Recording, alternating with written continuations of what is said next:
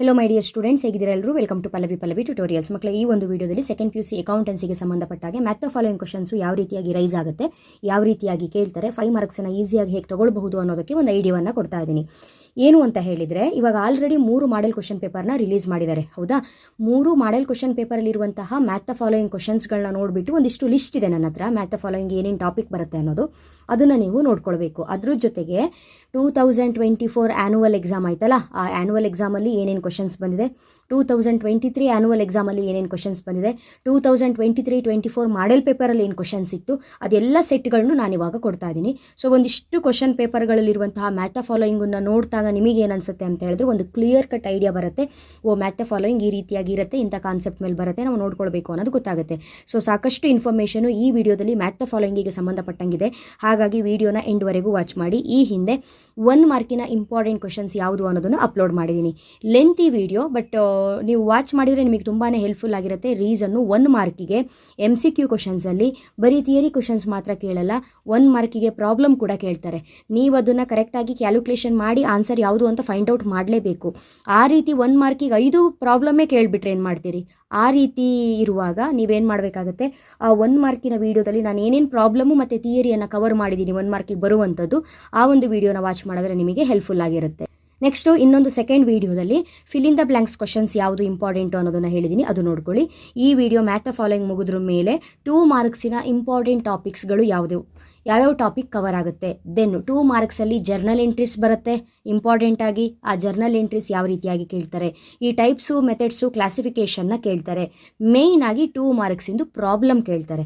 ಅದೆಲ್ಲದು ಯಾವುದು ಅನ್ನೋದು ನೆಕ್ಸ್ಟ್ ವೀಡಿಯೋದಲ್ಲಿ ಹೇಳ್ತೀನಿ. ಸೊ ಆ ವಿಡಿಯೋ ಬಂದ ತಕ್ಷಣ ನೋಟಿಫಿಕೇಶನ್ ಬರಬೇಕು ಅಂದರೆ ಜಸ್ಟ್ ಸಿಂಪಲ್ ನಮ್ಮ ಚಾನಲ್ ಪಲ್ಲವಿ ಟ್ಯುಟೋರಿಯಲ್ಸ್ನ ಸಬ್ಸ್ಕ್ರೈಬ್ ಮಾಡಿಕೊಂಡು ಆಲ್ ಬಟನ್ನ ಮರಿದೇ ಕ್ಲಿಕ್ ಮಾಡ್ಕೊಂಡಿರಿ. ನಿಮ್ಮ ಎಜುಕೇಷನ್ ರಿಲೇಟೆಡ್ ಏನೇ ವೀಡಿಯೋಸ್ಗಳನ್ನ ನಾನು ಅಪ್ಲೋಡ್ ಮಾಡಿದರೂ ಕೂಡ ನಿಮಗೆ ನೋಟಿಫಿಕೇಶನ್ ಬರುತ್ತೆ, ಓಕೆನಾ? ಹಾಗಾದರೆ ಇದು 2024 annual exam question paper. First ಈ ಪೇಪರ್ನೇ ನೋಡೋಣ, ಹೋದ ವರ್ಷ ಹೇಗೆ ಕೇಳಿದ್ದಾರೆ ಅಂತ. First one, sacrifice ratio. ಮಕ್ಕಳೇ, ಸ್ಯಾಕ್ರಿಫೈಸ್ ರೇಷಿಯೋ ಎಲ್ಲಿ ಬರುತ್ತೆ ಅಂತ ಹೇಳಿದ್ರೆ ಅಡ್ಮಿಷನ್ ಆಫ್ ಪಾರ್ಟ್ನರಲ್ಲಿ ಬರುತ್ತೆ. ಗೇನ್ ರೇಷಿಯೋ ಎಲ್ಲಿ ಬರುತ್ತೆ? ರಿಟೈರ್ಮೆಂಟ್ ಆಫ್ ಪಾರ್ಟ್ನರಲ್ಲಿ ಬರುತ್ತೆ, ಓಕೆನಾ? ನೆಕ್ಸ್ಟು ಡಿಬೆಂಚರ್ಸ್ ಅಂತ ಕೊಟ್ಟಿದ್ದಾರೆ. ಡಿಬೆಂಚರ್ಸ್ ಅಂತ ಹೇಳಿದ್ರೆ acknowledgement of debt, okay. Next analysis of financial statements. Analysis of financial statement, ನಾವು ಫೈನಾನ್ಷಿಯಲ್ ಸ್ಟೇಟ್ಮೆಂಟ್ನ ಅನಲೈಸ್ ಮಾಡೋದ್ರಿಂದ ನಮಗೇನಾಗುತ್ತೆ, ಹೆಲ್ಪ್ಸ್ ಇನ್ ಡಿಸಿಷನ್ ಮಾಡೋಕ್ಕೆ ಹೆಲ್ಪ್ ಆಗುತ್ತೆ. ನೆಕ್ಸ್ಟು ಪ್ರಾಫಿಟಬಿಲಿಟಿ ರೇಷಿಯೋ, ಇದಕ್ಕೆ answer percentage. Next one, sale of fixed assets investing activities. ಗೊತ್ತಿದೆ ನಿಮಗೆ, fixed asset ಮೇಲೆ ನಾವು ಅದು ಫಿಕ್ಸ್ಡ್ ಅಸೆಟ್ನ ಪರ್ಚೇಸ್ ಆದರೂ ಮಾಡಲಿ ಸೇಲ್ ಆದರೂ ಮಾಡಲಿ ಅದು ಯಾವ ಆ್ಯಕ್ಟಿವಿಟಿ ಆಗುತ್ತೆ? ಇನ್ವೆಸ್ಟಿಂಗ್ ಆ್ಯಕ್ಟಿವಿಟಿ ಆಗುತ್ತೆ. Very very important topic. ನೋಡಿ, ಆ ಪೇಪರಲ್ಲಿ sacrifice ratio admission of partner ಇತ್ತು. ಈ ಒಂದು ಪೇಪರಲ್ಲಿ ನೋಡಿ, gaining ratio retirement of partner, ಓಕೆನಾ? ಡಿಸಲ್ಯೂಷನ್ ಆಫ್ ಪಾರ್ಟ್ನರ್ಶಿಪ್ ಅಂತ ಇದೆ. ಡಿಸಲ್ಯೂಷನ್ ಅಂತ ಹೇಳಿದ್ರೆ ಏನು? ಡಿಸಾಲ್ವ್ ಮಾಡು, ಶಟ್ ಡೌನ್ ಮಾಡು, ಕ್ಲೋಸ್ ಮಾಡು ಅಂತ ಅರ್ಥ. ಸೊ ಡಿಸಲ್ಯೂಷನ್ ಆಫ್ ಪಾರ್ಟ್ನರ್ಶಿಪ್ ಅಂತ ಹೇಳಿದ್ರೆ ಕ್ಲೋಸಿಂಗ್ ಡೌನ್ ಆಫ್ ಬಿಸ್ನೆಸ್ ಅಂತ ಅರ್ಥ. ಇಶ್ಯೂಡ್ ಕ್ಯಾಪಿಟಲ್ ಅಂತ ಇದೆ. Issued capital is A part of authorised capital. ಇದೆಲ್ಲ ನಾನು 1 ಮಾರ್ಕಿನಲ್ಲಿ ನಿಮಗೆ ಕವರ್ ಮಾಡಿದ್ದೀನಿ ಈ ಕಾನ್ಸೆಪ್ಟ್ ಎಲ್ಲ. ಇಶ್ಯೂಡ್ ಕ್ಯಾಪಿಟಲ್ ಎಲ್ಲಿ ಬರುತ್ತೆ? Part of authorised capital. Next trend analysis ಅಂತ ಇದೆ. Trend analysis financial analysis tool. Financial analysis ಟೂಲ್ಸ್ಗಳು ಯಾವ್ದು? ಒಂದು ಕಂಪ್ಯಾರಿಟಿವ್, ಇನ್ನೊಂದು ಕಾಮನ್ ಸೈಜ್, ಇನ್ನೊಂದು ಟ್ರೆಂಡ್, ಹೌದಲ್ವಾ? ಇಲ್ಲಿ ಟ್ರೆಂಡ್ ಎನಾಲಿಸಿಸ್ ಕೊಟ್ಟಿದ್ದಾರೆ, financial analysis tool. Next liquidity ratio. ನಾನು ತುಂಬ ಸಲ ಹೇಳಿದ್ದೀನಿ, ತುಂಬ ಸಲ ರಿಪೀಟ್ ಆಗಿದೆ. ಫಿಲ್ ಇನ್ ದ ಬ್ಲ್ಯಾಂಕ್ಸಲ್ಲೂ ಈ ಕ್ವಶನ್ಸ್ ಬಂದಿದೆ, 1 ಮಾರ್ಕಲ್ಲೂ ಕೊಟ್ಟಿದ್ದೀನಿ.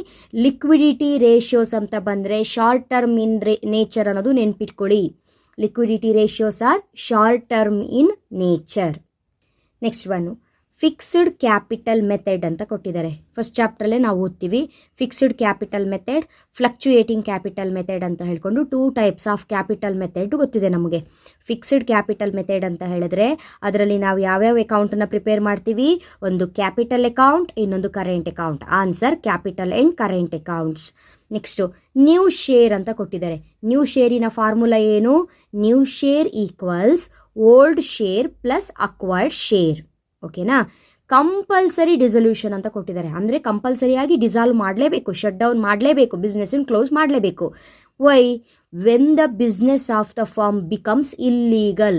ಬಿಸ್ನೆಸ್ಸು ಏನಾದರೂ ಇಲ್ಲೀಗಲ್ ಟ್ರಾನ್ಸಾಕ್ಷನ್, ಇಲ್ಲೀಗಲ್ ವರ್ಕ್ ಮಾಡ್ತಾ ಇದ್ದರೆ ಅಲ್ಲಿ ನಾವೇನು ಮಾಡಬೇಕಾಗತ್ತೆ? ಬಿಸ್ನೆಸ್ಸನ್ನು ಕಂಪಲ್ಸರಿ ಡಿಸಾಲ್ವ್ ಮಾಡಬೇಕಾಗತ್ತೆ. Next financial statements. ಫೈನಾನ್ಷಿಯಲ್ ಸ್ಟೇಟ್ಮೆಂಟ್ಸಿಗೆ answer formal annual reports. Formal annual reports. Debt equity ratio, ಅಲ್ಲೇನು ಕೊಟ್ಟಿದ್ರು? Liquidity ratio. ಅದನ್ನ ಏನಂತ ಕರಿತೀವಿ? ಶಾರ್ಟ್ ಟರ್ಮ್ ಇನ್ ನೇಚರ್ ಅಂತ ಕರಿತೀವಲ್ಲ. ಡೆಟ್ ಈಕ್ವಿಟಿ ರೇಷಿಯೋ ಅಂತ ಹೇಳಿದರೆ ಸಾಲ್ವೆನ್ಸಿ ರೇಷಿಯೋ. ನೆಕ್ಸ್ಟು 2023 ಆ್ಯನ್ಯುವಲ್ ಎಕ್ಸಾಮಲ್ಲಿ ಹೇಗೆ ಕೇಳಿದರು questions? Current account, fixed capital system. ಒಂದು ತಿಳ್ಕೊಳ್ಳಿ ಮಕ್ಕಳೇ, ಇಲ್ಲಿ ಇನ್ನೊಂದು ಇನ್ಫಾರ್ಮೇಷನ್ನ ಕೊಟ್ಬಿಡ್ತೀನಿ ನಾನು. ಕ್ಯಾಪಿಟಲ್ ಮೆಥಡಲ್ಲಿ 2 types. Fixed capital method, fluctuating capital method ಅಂತ 2 ಓದ್ತೀವಿ. ನಾವು ಫಿಕ್ಸ್ಡ್ ಕ್ಯಾಪಿಟಲ್ ಮೆಥಡ್ ಕರೆಕ್ಟಾಗಿ ನೆನ್ಪಿಟ್ಕೊಳ್ಳಿ. ಫಿಕ್ಸ್ಡ್ ಕ್ಯಾಪಿಟಲ್ ಮೆಥಡಲ್ಲಿ ನಾವು ಕ್ಯಾಪಿಟಲ್ ಆ್ಯಂಡ್ ಕರೆಂಟ್ ಅಕೌಂಟನ್ನು ನಾವು ಪ್ರಿಪೇರ್ ಮಾಡ್ತೀವಿ. ಅರ್ಥ ಆಗ್ತಿದೆಯಲ್ಲ? ಕ್ಯಾಪಿಟಲ್ ಆ್ಯಂಡ್ ಕರೆಂಟ್ ಅಕೌಂಟನ್ನು ಪ್ರಿಪೇರ್ ಮಾಡ್ತೀವಿ. ಫ್ಲಕ್ಚುಯೇಟಿಂಗ್ ಕ್ಯಾಪಿಟಲ್ ಸಿಸ್ಟಮಲ್ಲಿ ಓನ್ಲಿ ಕ್ಯಾಪಿಟಲ್ ಅಕೌಂಟನ್ನು ಪ್ರಿಪೇರ್ ಮಾಡ್ತೀವಿ. ಇಲ್ಲಿ ಅದಕ್ಕೆ ಕರೆಂಟ್ ಅಕೌಂಟ್ ಅಂತ ಕೊಟ್ಟಿರೋದು. ನೀವು ಕರೆಂಟ್ ಅಕೌಂಟಿಗೆ ಫಿಕ್ಸ್ಡ್ ಕ್ಯಾಪಿಟಲ್ ಸಿಸ್ಟಮ್ಮೇ ಬರಿಬೇಕು. ಬಿಕಾಸ್ ಫ್ಲಕ್ಚುಯೇಟಿಂಗ್ ಕ್ಯಾಪಿಟಲ್ ಸಿಸ್ಟಮಲ್ಲಿ ಕರೆಂಟ್ ಅಕೌಂಟ್ ಬರಲ್ಲ. ಇನ್ನೊಂದ್ಸಲ ಹೇಳ, ಫ್ಲಕ್ಚುಯೇಟಿಂಗ್ ಕ್ಯಾಪಿಟಲ್ ಸಿಸ್ಟಮಲ್ಲಿ ಓನ್ಲಿ ಕ್ಯಾಪಿಟಲ್ ಅಕೌಂಟ್. ಫಿಕ್ಸ್ಡ್ ಅಂತ ಹೇಳಿದ್ರೆ ಫಿಕ್ಸ್ಡ್ ಆಗಿರುತ್ತೆ, ವೇರಿ ಆಗಲ್ಲ, ಯಾವಾಗಲೂ ಅಮೌಂಟ್ ಫಿಕ್ಸ್ಡ್ ಆಗಿರುತ್ತೆ ಅಂತ ಹೇಳಿದ್ರೆ ಅಲ್ಲಿ ನಾವು ಕ್ಯಾಪಿಟಲ್ ಅಕೌಂಟು, ಕರೆಂಟ್ ಅಕೌಂಟು ಎರಡನ್ನೂ ಪ್ರಿಪೇರ್ ಮಾಡ್ತೀವಿ. Next sacrifice ratio, repeated question. Sacrifice ratio ಎಲ್ಲಿ ಬರುತ್ತೆ? ಅಡ್ಮಿಷನಲ್ಲಿ ಬರುತ್ತೆ. ಗೇನ್ ರೇಷಿಯೋ ಎಲ್ಲಿ ಬರುತ್ತೆ? ರಿಟೈರ್ಮೆಂಟಲ್ಲಿ ಬರುತ್ತೆ. ಓಕೆ.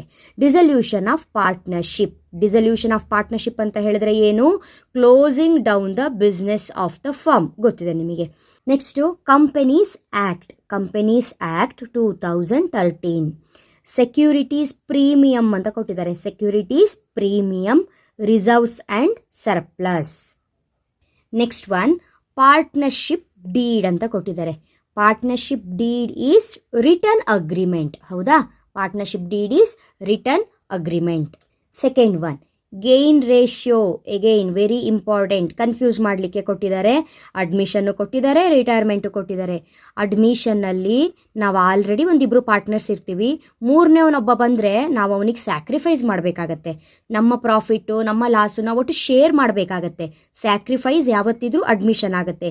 ಗೇನ್ ಅಂತ ಹೇಳಿದ್ರೆ ರಿಟೈರ್ಮೆಂಟು. 3 ಜನ ಇದ್ದೀವಿ, ಒಬ್ಬ ಬಿಟ್ಟು ಹೋದ, ಅವನು ಪ್ರಾಫಿಟ್ಟು ನಮಗೆ ಸಿಗುತ್ತೆ, ಅವಾಗ ಗೇನ್ ಆಯಿತು, ನಮಗೆ ಪ್ರಾಫಿಟ್ ಆಯಿತು. ಸೊ ಗೇನ್ ರೇಷಿಯೋ ಎಲ್ಲಿ ಬರುತ್ತೆ? ರಿಟೈರ್ಮೆಂಟ್ ಆಫ್ ಎ ಪಾರ್ಟ್ನರಲ್ಲಿ ಬರುತ್ತೆ. ಡಿಸಲ್ಯೂಷನ್ ಆಫ್ ಪಾರ್ಟ್ನರ್ಶಿಪ್ ಅಂತ ಹೇಳಿದ್ರೆ closing down the business of the firm. ನೋಡಿ, ಮೋಸ್ಟ್ ರಿಪೀಟ್ ಯಾವ್ದಾವ್ದು ಆಗ್ತಿದೆ ಗೊತ್ತಾಗ್ತಿದೆಯಾ ನಿಮಗೆ? Companies act 2013. Purchase of fixed asset. Purchase of fixed asset ಅಥವಾ ಸೇಲ್ ಆಫ್ ಫಿಕ್ಸ್ಡ್ ಅಸೆಟ್ ಏನಂತ ಹೇಳಿದೀನಿ? Investing activity. Next one capitalisation method ಅಂತ ಇದೆ.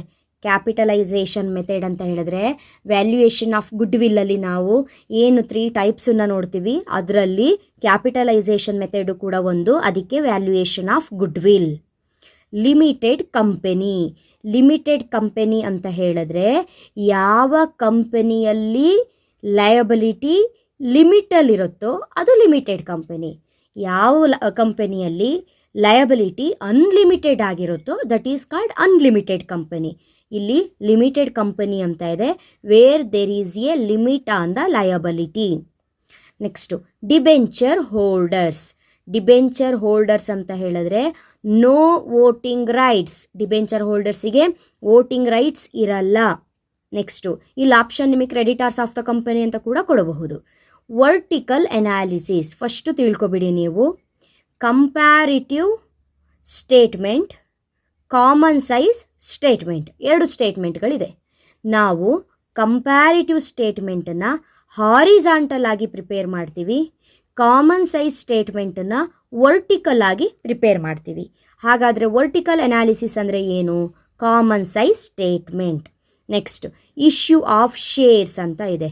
ನೋಡಿ, ಒಂದು ಅಸೆಟ್ಟನ್ನು ಪರ್ಚೇಸ್ ಮಾಡಿದ್ರೆ, ಸೇಲ್ ಮಾಡಿದ್ರೆ, ಟೋಟಲಿ ಅಸೆಟ್ಟನ್ನು ಪರ್ಚೇಸು ಸೇಲು ಮಾಡಿದ್ರೆ ಅದು ಇನ್ವೆಸ್ಟಿಂಗ್ ಆ್ಯಕ್ಟಿವಿಟಿ. ನೀವೇನಾದರೂ ಅಸೆಟ್ಟನ್ನು ಬಿಟ್ಟು ಉಳಿದಿರೋದು ಇಶ್ಯೂ ಆಫ್ ಶೇರ್ಸು, ಆಯಿತಾ, ರಿಸೀವಿಂಗು ಏನೇ ಬಂದರೂ ಕೂಡ ಅದು ಫೈನಾನ್ಸಿಂಗ್ ಆಕ್ಟಿವಿಟಿ.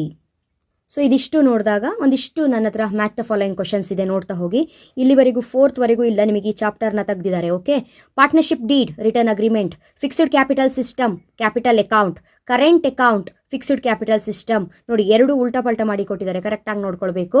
ಇಲ್ಲಿ ಫಿಕ್ಸ್ಡ್ ಕ್ಯಾಪಿಟಲ್ ಸಿಸ್ಟಮ್ ಅಂತ ಹೇಳಿದ್ರೆ ಏನು ಹೇಳಿದ್ದಾರೆ, capital account balance remain constant. Constant ಅಂದ್ರೆ ಸೇಮ್, ಫಿಕ್ಸ್ಡ್ ಅಂತ ಅರ್ಥ. Current account, fixed capital system. Next good will, intangible asset. Sacrifice ratio, admission of a new partner. Gain ratio, retirement of a partner. Executor's account, death of a partner. Realization account, dissolution of partnership. Dissolution of partnership form andre closing down the business. Dividend ಅಂತ ಹೇಳಿದ್ರೆ the return on shares. Companies Act 2013. Debenture, acknowledgement of debt. Share capital, shareholders fund. Security premium, reserves and surplus. Comparative statement, horizontal analysis. Vertical analysis, common size statement. Working capital, current assets minus current liability, very important. Profitability ratio, percentage. Purchase of fixed asset, investing activity. Issue of shares, financing activity. Payment of salaries to employee, operating activity, very important. ಮೂರಿದೆ ನೋಡಿ, investing activity, financing activity, operating activity. Asset ಅಂತ ಬಂದರೆ purchase of asset, ಏನಾದರೂ sale of asset ಬಂದರೆ investing activity ಅಂತ ಬರೀರಿ. Issue of shares, debentures ಅಂತ ಬಂದರೆ financing activity ಅಂತ ಬರೀರಿ. ಪೇಮೆಂಟು ಚಿಕ್ಕ ಪುಟ್ಟ ಡೈಲಿ ಎವ್ರಿ ಡೇ ನಡೆಯುವಂಥ ಸ್ಮಾಲ್ ಕೆಲಸಗಳು ಏನೇನೇನಿರುತ್ತೆ, ಸ್ಯಾಲ್ರಿ ಕೊಡೋದು, ಈ ರೀತಿ ವೇಜಸ್ ಕೊಡೋದು, ಇವೆಲ್ಲ ಏನು ಬಂತು, ಅದು ಆಪರೇಟಿಂಗ್ ಆಕ್ಟಿವಿಟಿ. ಸೊ ಇದಿಷ್ಟು ಕೂಡ ನಿಮ್ಮ ಒಂದು ಮ್ಯಾಥ್ ದ ಫಾಲೋಯಿಂಗಿಗೆ ಸಂಬಂಧಪಟ್ಟಾಗೆ ಕ್ವಶನ್ಸು.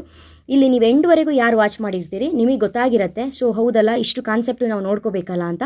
ಸೊ ನೀವು ನೋಡಿ ಸುಮ್ಮನಾಗಬೇಡಿ, ನಿಮ್ಮ ಫ್ರೆಂಡ್ಸ್ಗಳಿಗೂ ಶೇರ್ ಮಾಡಿ, ಅವರು ಕೂಡ ನೋಡ್ಕೊಳ್ಳಿ. ನೆಕ್ಸ್ಟ್ ಬರುವಂಥ ಇಂಪಾರ್ಟೆಂಟ್ ಟಾಪಿಕ್ಗಳನ್ನ ಕರೆಕ್ಟಾಗಿ ಓದಿ ಸ್ಟಡಿ ಮಾಡಿ ಒಳ್ಳೆ ಸ್ಕೋರನ್ನು ಮಾಡಿ ಅಕೌಂಟೆನ್ಸಿಯಲ್ಲಿ. ನೆಕ್ಸ್ಟ್ ವೀಡಿಯೋದಲ್ಲಿ ಮತ್ತೆ ಸಿಗ್ತೀನಿ. ಅಲ್ಲಿವರೆಗೂ ಚೆನ್ನಾಗಿ ಓದ್ಕೊಳ್ಳಿ. Thank you, all the best.